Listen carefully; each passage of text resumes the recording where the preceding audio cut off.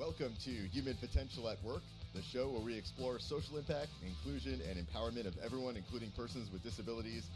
Get ready to be inspired, hear success stories, and learn tips and principles for bringing out the best in everyone. Hello, everyone. This is Debra, and this is Human Potential at Work.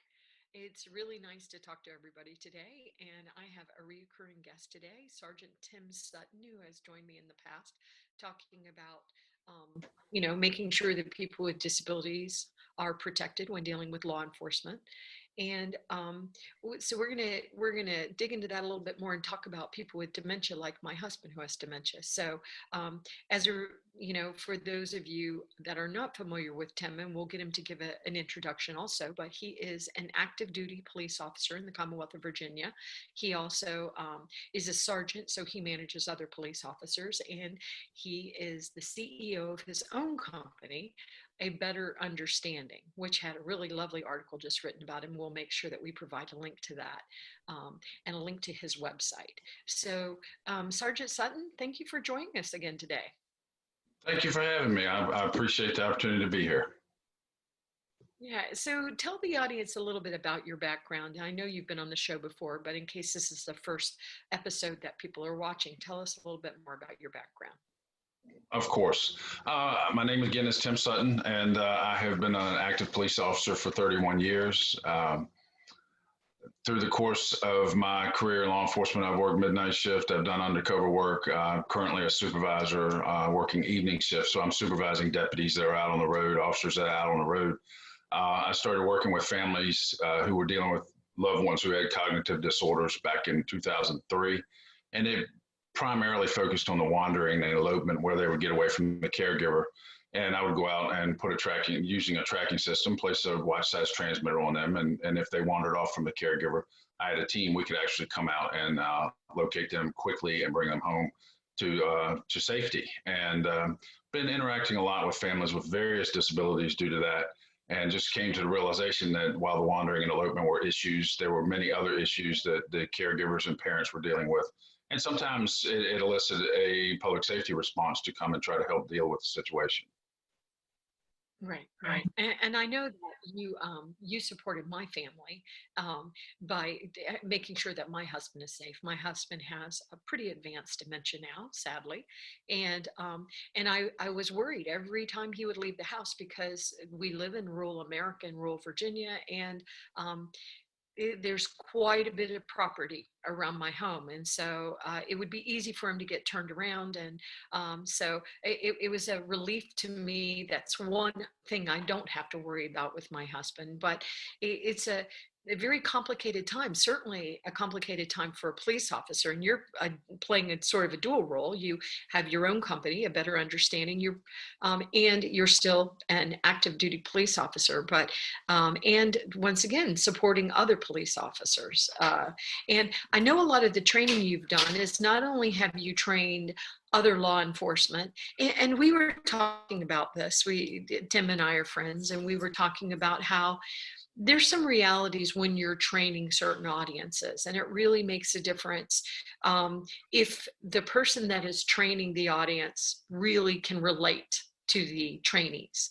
And I can go in and I can try to pretend that I know what it's like to be a police officer dealing with somebody that gets in a situation with dementia, but I can only really guess. And so I think that there's a lot of value in the work that you do with A Better Understanding, because you really do have a better understanding of what's going on. So not only does Tim, and I don't want to make this a commercial about his company, but not only does he train law enforcement and other agencies that protect the citizens, but he also has provided training for corporations and for nonprofits and for other groups and organizations all over the United States, because it's just something coming from the perspective of a police officer. I think it's a very important distinction, and unfortunately we have had some tragedies in the United States and outside of the United States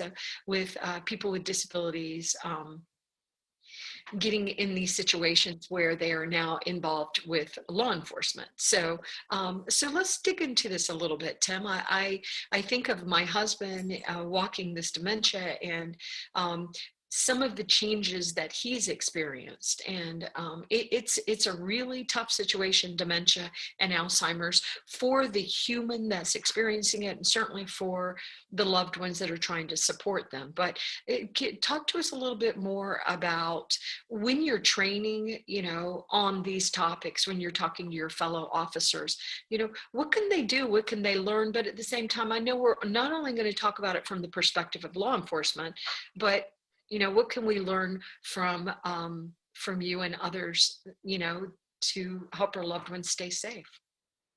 Well, a lot of what I tell officers is the same thing I tell many caregivers is, first of all, you got to be patient, because that person with, and I'm going to say Alzheimer's, there are many forms of dementia, and Alzheimer's is one form of dementia. It's actually a disease, but Alzheimer's is actually the majority of your dementias out there. But is as that person, typical with Alzheimer's is the loss of the short-term memory.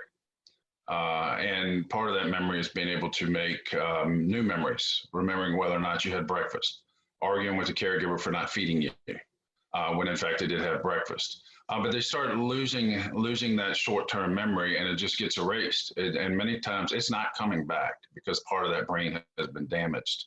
One key thing I'd like to get out there is many times you're taking mom or dad and they're moving in with the son, daughter, or some other family member. Well, they lose that memory, and then they start to say, caregivers start hearing them say, I want to go home. And they try to explain to them, well, remember last year you moved in with us, mom and dad, y'all both moved in with us. That memory's not there. So no matter how much you try to convince them that they live there, they're never going to believe you because that's their reality. So to argue with somebody with Alzheimer's, you're not going to get anywhere. You're going to make the situation worse.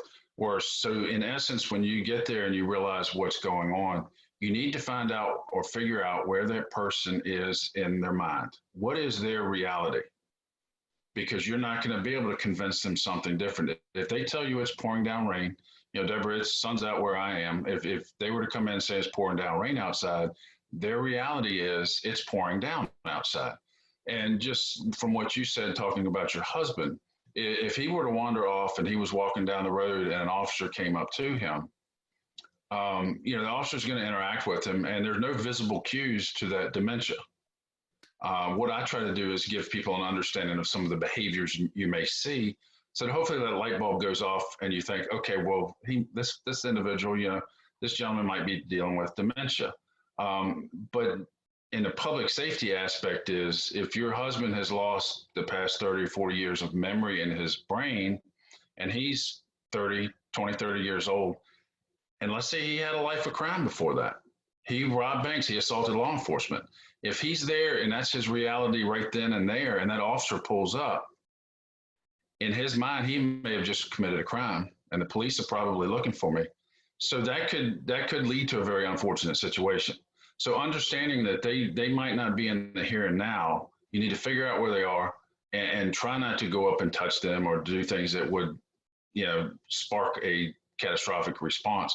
But just understanding where they may be in their mind and kind of working around that, being creative. Right. And I know you said a lot of it is Alzheimer's, but actually dementia and Alzheimer's are different. And I know that my husband has dementia, and there's different types of dementia as well, including Parkinson falls in this. And so, and not everyone that has Alzheimer's or dementia, I mean, it's like, and you've said this, Tim, and I agree with you. Once you've met one person with autism or one person with dementia, you've met one person with dementia, because the brain is a very complicated thing, and it facilitates itself in different ways. My husband has it because he was hit by a drunk driver when he was a little boy. And so he sustained a very, very, very serious traumatic brain injury. And so as we age, his brain is aging differently. So people respond in a lot of different ways. And I know that when you came to my home and supported, because my husband, he actually still does have some short-term memory, but it just sort of depends. And I know often we have to protect our loved ones by, having them move in a different place or move in a nursing home or something like that.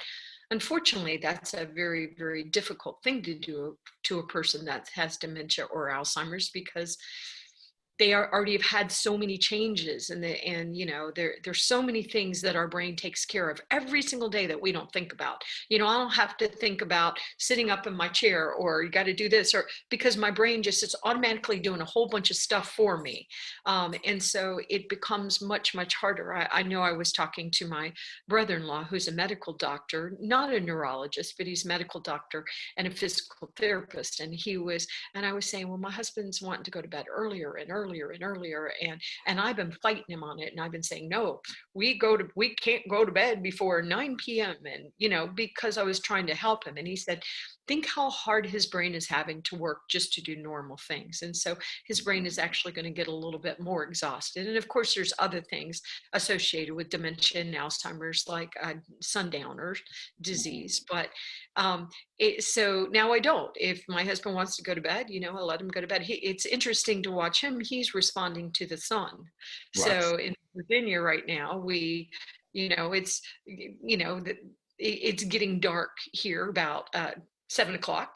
And I know what time it's getting dark because I have chickens too. So that's when they go in. But it's a really difficult situation. And as you say, then, whether the person gets involved because they get lost.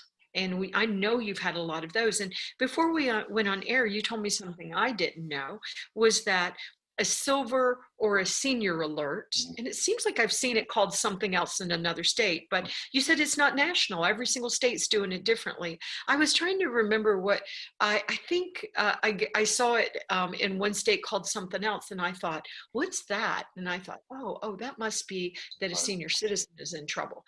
So I was surprised when you said that, because I know that we have the Amber Alert when a child goes missing. So I was surprised when you said that, Tim. I was wondering if you'd elaborate on that. Yeah, right now each state, and there are some states that don't have a specific silver or senior alert, but there are states have it, but it is typically state specific. And there's one particular state I was teaching out, and I found out that the only way to, we can take a missing person report, but to actually have them put in the database for the NCIC VCIN, which is National Clearinghouse, so that if anybody in the country were to run across them or run their information, they'll come back that they were missing. The only way, there are certain criteria to have them put in the computer system. So otherwise, you're taking a missing person report and you may be notifying agencies in the surrounding jurisdictions, but that information is not going nationwide.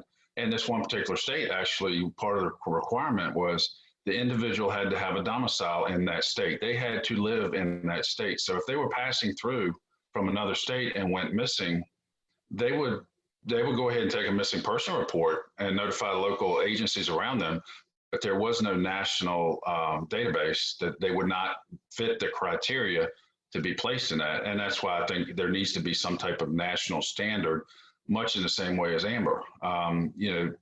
It's all a matter of keeping people safe. All right. Do you know if there's any efforts in place to try to make, I was really surprised to hear that. I just assumed that I made assumptions that if I go on holiday or I go on business with my husband and I'm in Texas, that my husband's still going to be safe, even though he's no longer in Virginia. So there are pushes to get that done nationwide. And there are also, because if you think about it, when you've got many of their Amber Alerts dealt with juveniles, somebody under the age of 18, and then like Virginia, for the silver alert, senior alert, you had to be 60 or 65 or over, but there was nothing in the middle. So if there was a disability, was there a database to put them in? And they've come out with something I know in Virginia, where, because my concern would be that disability, okay, they're not 17, but they're 24, but they have a disability. It's still necessary to go out there and find them. So there is a way we can enter them, and it's in the process they're working. But as far as a national standard, for the elderly, I guess, if you want to say the elderly, because not Alzheimer's dementia doesn't only affect the elderly, and you know that. I mean, there are so many documented cases of individuals with Alzheimer's specifically in their 30s. They're documented cases. So you can't sit there and look at somebody and go, oh, they're too young. They're too young to have dementia. It can be anybody and everybody. But yeah, I would like to see some type of national standard, because it's tough having it state specific, and I don't think it's the best way to protect the people we and public safety are supposed to be protecting. I agree. I agree. And Tim, I know I talked about it a little earlier, but um, you've been a law enforcement officer for 31 years. So why do you think it's important when you're having these conversations with other law enforcement and first responders and experts? Why not just send trainers that have family members that have dementia? I mean, why? And of course, I know why, but I was just wondering if you wouldn't mind elaborating a little bit on why it's so important for you to speak to your fellow officers. Well, I know with law enforcement, to have a nurse or a caregiver to come specifically to speak to the law enforcement, many times the officers think, you don't understand my job. You haven't done my job. I see the worst of the worst, and I'm dealing with crisis situations. You don't get it. I think it's great that anybody, a caregiver specifically, come and speak to officers, but I also see the need to have an officer there with them teaching. I've always enjoyed co-teaching, where I have one background, this is my profession, and have somebody in there from a different background. The class may ask questions that I don't have answers to as a caregiver, because I'm not a caregiver, but that other caregiver, they can answer these questions. And they're going to be questions specific to me that I may be able to answer that the caregiver would not have a clue. So I think it's important to get them out there involved in teaching, but you really have to create the right environment so that the students, the audience, is more receptive and willing to accept the information that's given to them. Yeah, I agree. And Tim, I think that's something we need to do around the world, but I'll just speak from a US lens.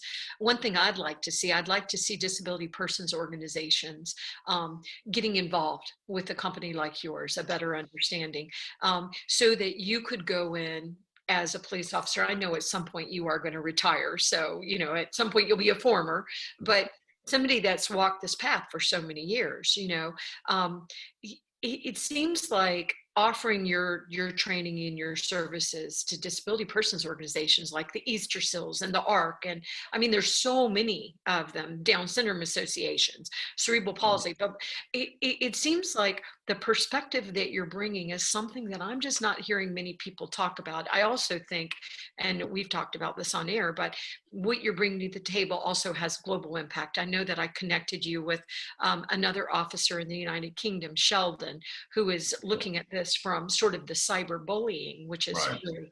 really important. But I just, one reason why I continue to have you on the program and talk about the work you're doing is I just think it's very unique and very important. And like you said, I think going in there with different family members or caregivers or nurses or you social workers, I think there's value as well. But I don't know what it's like to be a police officer. I've mentioned this on air before, but when I was young, when I was like 13 or 14, I told my father I wanted to be a police officer, and he was like, no, you will do terrible at that, Debra. You have too much of a tender heart and you will be upset all the time. You're seeing people a lot of times at their worst. But so I did listen to my dad and I didn't do it, but I wanted to help people. And I believe we have, as we know, problems with policing in the world right now.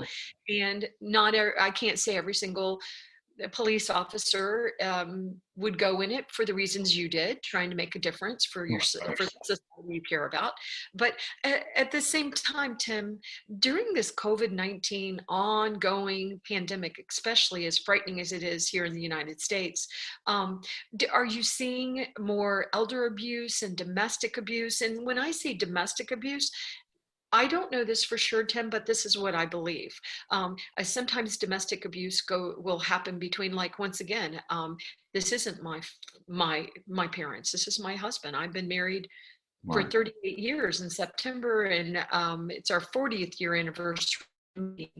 And we met when we were 2. No, but it's a different situation, and I wonder. I would assume during this really intense, really scary times during the pandemic, I know that domestic abuse is up. So, are you seeing sort of some of these problems in your work dealing with dementia and Alzheimer's, probably from both Right. the individual Right.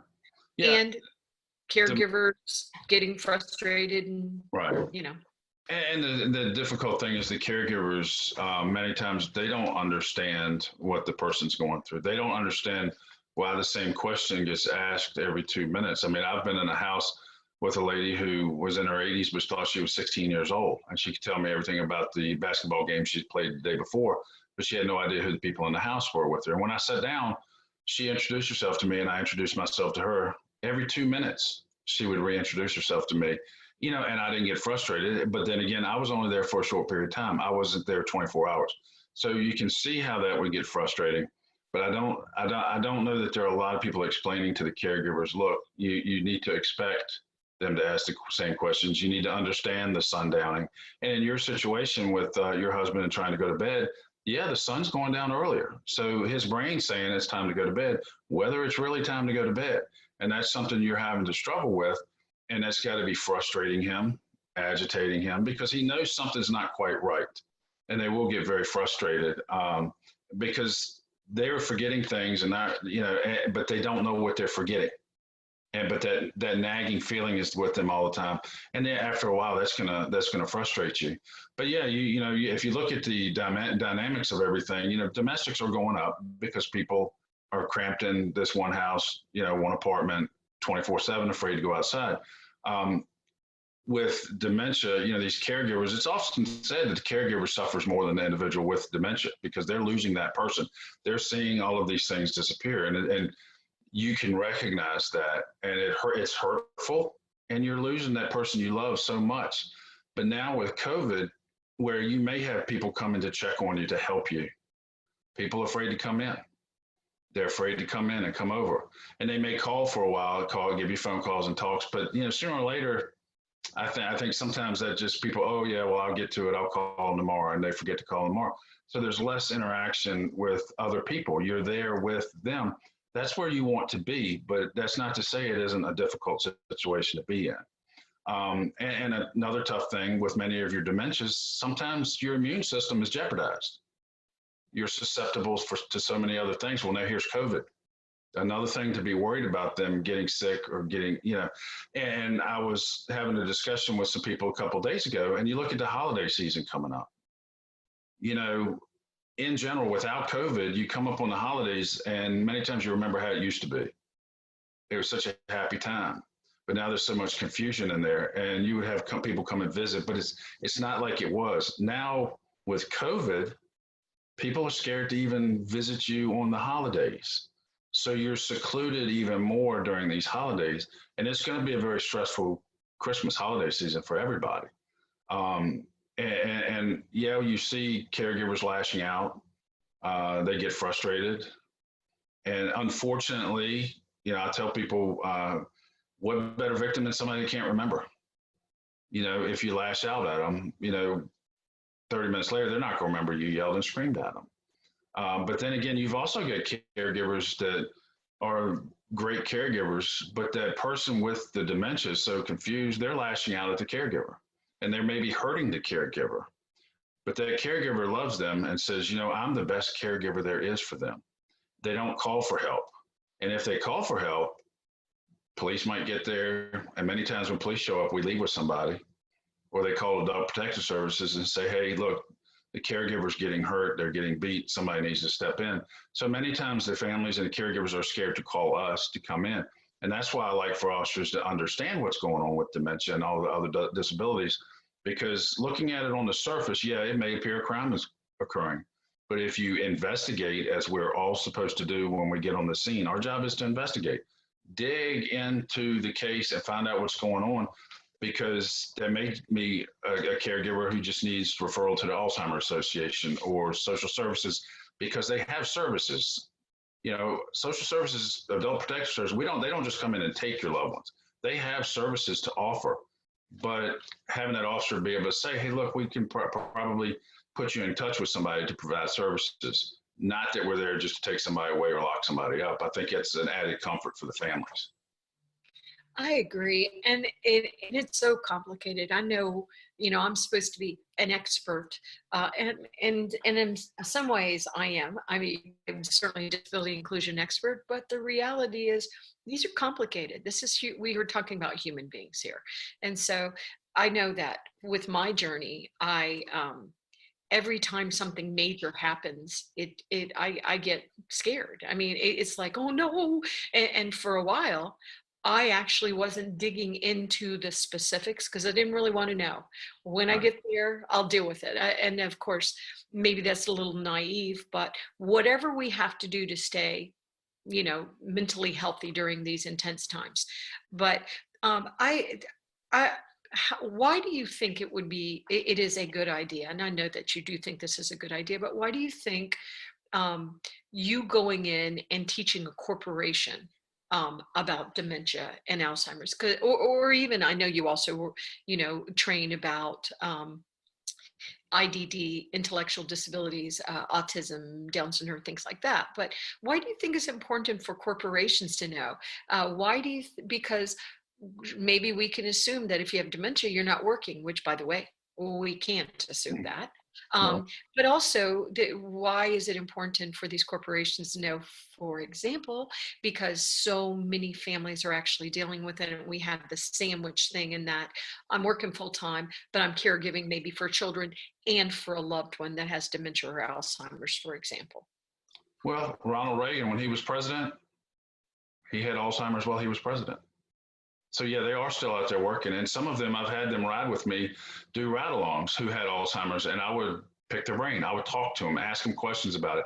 What happens when somebody asks you a question and they say, I have the memory there until I'm asked about it, and then that memory turns into like a piece of Swiss cheese and it's got holes all in it. I remember a little bit about it. So they're out there with Alzheimer's, speaking to groups, explaining to what's going on in their brain, but also these topics sometimes are taboo, and you've got employees working for you who, Deborah, you're in your position where you've got a loved one at home that you're caring for. So from the time that they get off of work at 5 o'clock or whatever, they go home, they're dealing with that all evening, all night, and then they come back to work in the morning and they're waiting for that phone to ring that, hey, your dad's missing. Hey, your mom's missing. Hey, this is the school. Let's listen to what your child did. All of these aspects. So they're stretched thin. And my question would be, how productive do you think they're being at work with all of these other things going on? And if you bring somebody in, bring me in to do some training, to train employees, HR, all the people in the organization, the things that the people are not talking about at work, they're going to realize, oh, that person in two cubicles over is dealing with the exact same thing I'm dealing with. And they can talk and they can share, hey, we had to do this, this helped, and they can become a support system for one another, and they could start support groups. And in the back of their mind, they realize, I've got an employer that cares about me. They care about my family. You're going to make a very much happier employee. And some of that stress of having to explain why I had to leave work early, I think some of that would be understood. And I think it would make more productive employers. I think it would make happier employees, because my employer cares about me, and they care about me outside of this office, and they're interested in my well-being. But at the same time, during the pandemic, we aren't necessarily going to work into that cubicle from 8 to 5, where we get a break. So even more so, we're having, to deal with this all day long. And not that it's a chore to deal with our loved ones. I don't mean it like that, but the reality is it's intense, and you never know, and my audience and my clients and my team and everybody knows that, I'm walking this path with my beautiful husband. And sometimes my husband will just walk in and it's like, oh, so I guess you're going to be on the show today. So, and you just deal with it. But I do often ask my husband different questions, trying to understand what he's thinking. I also find that if I ask him a question and he can't communicate with me or get his, well, that's not even the point that I'm making, because certainly it's frustrating. But sometimes if I ask him in a different way, or I pause and I give some time and I ask almost a little different question, the data will come out. So it all depends. and it depends day to day and individual to individual. But I also think with the corporations, another reason why, having a trainer like you come in is because of their employee resource groups. A lot of big corporations have employee resource groups, and some of them will be, hopefully, if they're doing a good job, groups for people with disabilities. And so caregivers, employees that are caregiving, and can go into those groups. And you can also go and speak to the employee resource groups, because Right. a lot of times they're looking for trainers to come in and talk about different topics. So, and yes, it is about productivity, but it's also, as you mentioned, it's about employees' well-being, their mental health. Right. If we're not healthy because we're so overwhelmed by taking care of our loved ones, we can't be as productive, we can't be as innovative and creative, and we can actually start getting sick, and that's going to cost the employer as well. Right. So I think there's a lot of things that corporations that really care about their employees can do to make sure that they have access to the information. And this is in the United States, but I suspect this is everywhere, that it's really hard to understand where the supports are, and Right. how to get support for yourself and for the loved ones. I know recently my daughter has Down syndrome, and she lives in a supported apartment. And one of the staff members said, Deborah, you can do this and Medicaid will help. And I had no idea. There's Right. just, nobody can know everything. So it's always funny when somebody says to me, you've said this to me before, well, I can't believe they didn't know that. Well, the reality is none of us know everything. I don't care who you are, because our brains are changing, we're evolving, we're trying to understand who we are as human beings in society. And So the environment is changing. So sometimes the issues that come up are brand new, and you're trying to work through that. And back to the frustration about being asked a question. Yeah, they can shift. They can go like, today I couldn't do this, but tomorrow I can. Right. So yeah, it's definitely an ongoing moving thing. Well, So 30 years ago, police work was not a lot of it dealing with this type of stuff, but police work has evolved to where we become social workers. And the fact is that the dementias are out there. There's no cure for these dementias. And so law enforcement, public safety, we are going to be responding on calls to deal with it. So why not understand what you're dealing with if you're going to be dealing with it? You need some training.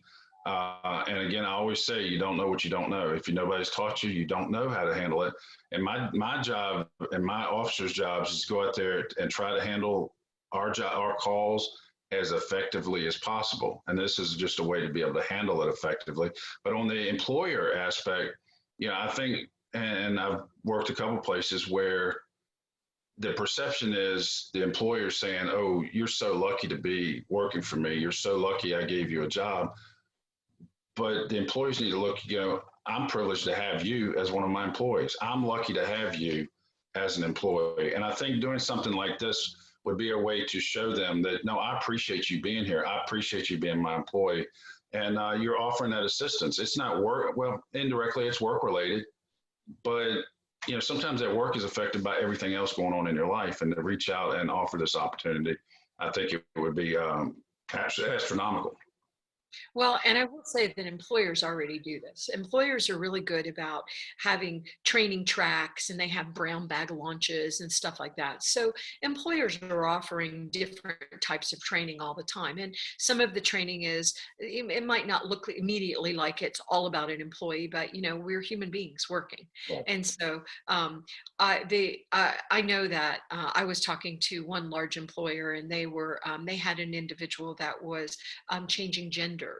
And so they wanted to not only support the individual, but they also wanted to support the teams around him. And so they did some brown bag launches. It was not mandatory to attend, Right. but you could come to learn more about this person's journey and other people's journeys as well. So I think compassionate, empathetic employers do make sure that their employees are trained on a lot of different topics. Right. And topics that sometimes don't seem like they're about the corporation, but they're about humans and individuals. And we're living our lives, taking care of our loved ones and ourselves as we work for you. So I find that more and more employers are not treating people about, you're lucky to have a job, only because you're not going to get the top talent if you're doing that. Certainly, I won't work with corporations that are treating their employees like that. And employees And I know that still happens, but if you were an enlightened employer, you're not treating employees that way. So I think that's another reason why you need to give, if you don't have an employee resource group for people with disabilities, you need to be doing that. We can help you at Root Global. And then you need to provide all kind of training and all kind of resources for all of us so we all can be healthier. So I really do continue to believe that the work you're doing is very important. Do you mind talking about some examples? I know you can't disclose names and we're not asking you to do that, but just some of the maybe calls that you've gone on with people with dementia where you were called in a situation and asked to support families. So just give us a few examples. Right. We've and I've shared this a number of times about a gentleman we had who had Alzheimer's, who fought in World War II. He was in the Navy, and once a month we'd get a call that there was an elderly gentleman walking down the road with his Navy uniform on. Well, he was in the Navy during the 1940s, early 40s, and if anybody stopped out with him, they said, where are you headed? He said, I'm headed to Norfolk. I got to go overseas. So in his mind, his reality was 1940s. We're at war with Japan. We're at war with Germany. Well, we had two officers. One was of Asian descent, and the other one actually had a Russian accent. And I thought, let's imagine one of them pulled up in a uniform, thinking I have this lost elderly male, and I've got to get some help. Who may he perceive they are when they walk up? And is it possible in his mind, this is the enemy, and all of a sudden he's on top of them, trying to hurt them, trying to kill them, and they may have to use force, they may have to use deadly force, and then you think of the outcome of that. So what I would do when those calls would come out, when I was working, I was here, an elderly gentleman walking down the road with a Navy uniform, I was already familiar with him, mainly because we kept information in the computer system. I had face-to-face interaction with them. But we'll talk about that in a second. But I would send one of my officers who had been in the Navy, who had that common interest. And he was able to better go to the reality of this gentleman because he's been there. They could talk the Navy lingo. And he would walk up and say, Seaman, where are you headed? Sir, I'm headed to Norfolk, sir. I've got to go overseas. Well, get in my car. And they'd go to a restaurant and sit there until we could track down the son. But that's the kind of information that is great to have on the way to a call. But there are often situations when we don't know who the individual is. But to be able to pick up on some of the behaviors or something, to be able to recognize, okay, I may be dealing with dementia. And that's where, Debra, you and I worked on this together. And it's being able to disclose this information to your public safety agencies, that you are a caregiver, your husband and wife has dementia.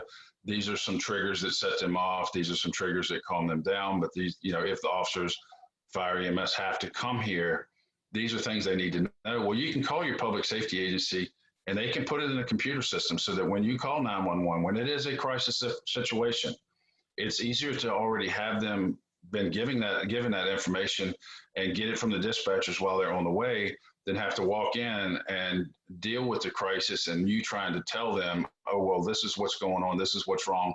This is where he thinks he is. It's great to have that information prior to getting there. So I would encourage families with any specific disabilities or anything that would help public safety when they respond to your residents, call and disclose that so we can have that information, because we don't want, unlike the media, we don't want to come out there hurting people and taking lives. That's not what we want to do. We get thrown into various situations and it's easy to misinterpret a behavior. And we may interpret it as threatening. Our goal is not to hurt anybody. We're coming out there trying to diffuse a situation and hopefully leave everybody with a better situation. So having that information would assist us. We don't want to hurt people. And yeah, we think back of what could I have done different? Well, this is one thing you can think forward. Be proactive as opposed to reactive, and get that information out there. Let the officers know. And it actually makes us feel safer as families. And I know, and we've talked before about police forum on other shows, but we understand there's a lot happening in the United States with Black lives and police and all that stuff. But I know that I feel more comfortable knowing that the public safety officials in my area, in my county, knows that my situation so that they can come and help. And everybody has to decide, but also my daughter living on her own in a supported apartment, she's on her own, but she is supported, knowing that she has hearing sensitivity and that this and that in situations, it makes me feel safer as that my loved ones are, I just feel safer knowing that the first responders know some information about us if we call. And so I think it's a partnership. And I know that you, Doug, and Doug Fresta, my producer, is also, I always say this wrong, but a social worker.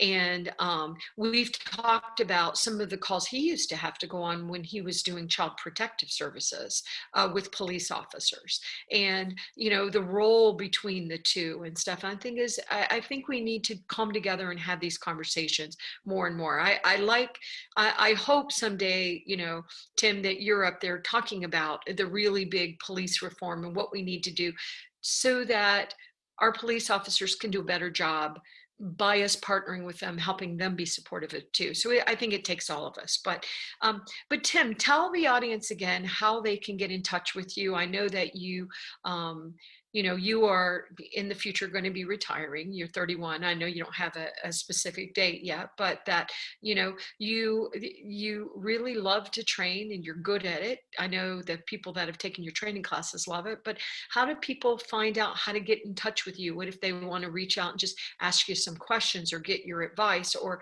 hire you as a trainer?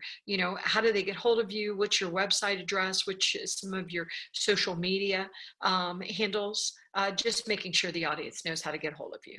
Sure. You said 31. I've got 31 years law enforcement. I wish I was 31. Maybe not.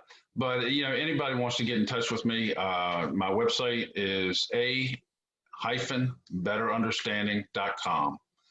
You can email me at info@a-betterunderstanding.com. My phone number's on there. I've got social media is Tim Sutton, A Better Understanding, Twitter, Tim Sutton 14, and you can find me on LinkedIn. And I'd love the opportunity to have any conversations with anybody. And just if you've got questions about how I've been doing some of what I've been doing and how I've been interacting with some of the families, or if you've got specific situations that you've been dealing with, I would be happy to talk to you. Because like I said, we in public safety respond on these crisis situations. What I encourage officers to do, if you can find families that are dealing with like what Debra's dealing with or extenuating circumstances, special circumstances, I want my officers, and I've got a few that have hearts and they love reaching out to families. Just drop by and check on them. Don't wait till that crisis situation to introduce yourself to them. Go meet them, go visit with them, go sit down and talk with them. Sit Debra on the back porch and talk with them. And spend that time and build these relationships, because many of the caregivers, they don't realize that there's some, that they don't have anywhere to go. Many times you say dementia or Alzheimer's, that friend network that you had previously starts to disappear. And I'm like, it's not contagious. You don't need to stay away from, that's when they need more support. They need more understanding. So I would encourage, whether you're public safety or not, if you know somebody dealing with any situations, dementia, Alzheimer's, autism, any disability, check on those families, especially coming up on the holidays. It's a stressful time for everybody. It always is, but it's going to even be more stressful this year with COVID. But just care for everybody. If you were in that position, I think you would appreciate it. So give them that, that opportunity to have you come and check on them and let them know you care. I agree. Well said, Tim. And I know that Tim recently had an article published about him, and we'll make sure that we send a link to that as well. And also, if you're a corporation and you just want to, maybe it's not even training, but you just want to get some advice, consulting or strategy advice from Tim, he's also available for that as well.